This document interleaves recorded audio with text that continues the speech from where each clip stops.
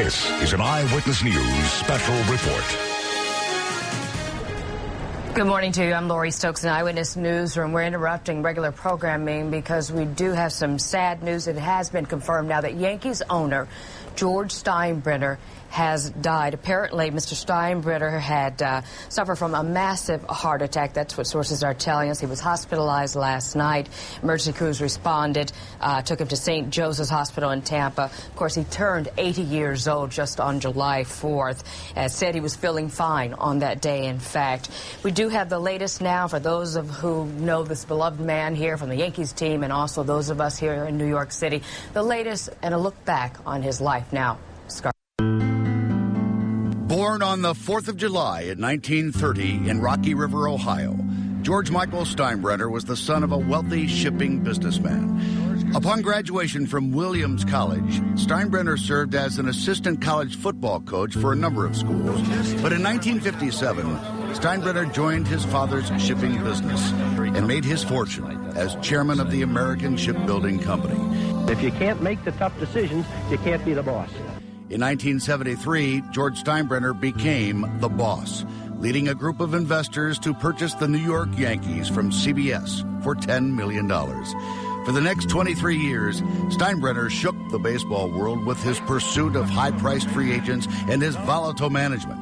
Steinbrenner made 20 managerial changes in 23 years.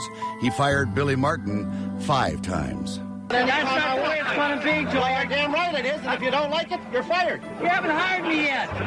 In 1974, Steinbrenner pleaded guilty to making illegal contributions to Richard Nixon's re-election campaign and for obstructing justice. Baseball Commissioner Bowie Kuhn suspended Steinbrenner for 2 years, but then reduced the ban to 15 months. President Ronald Reagan would later pardon George Steinbrenner.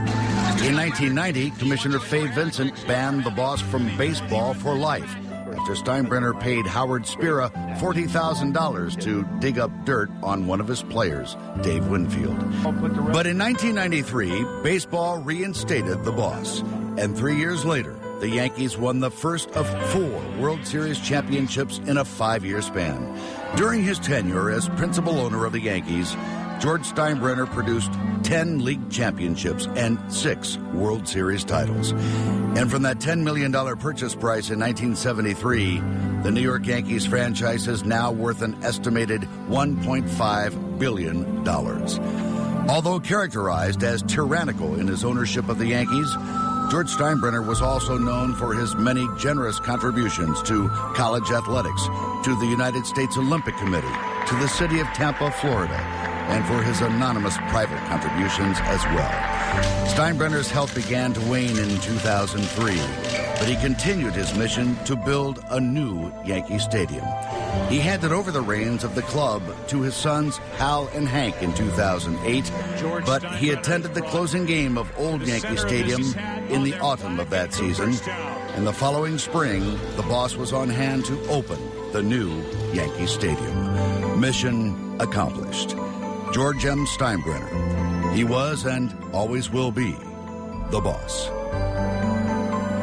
Scott Clark, Channel 7 Eyewitness News.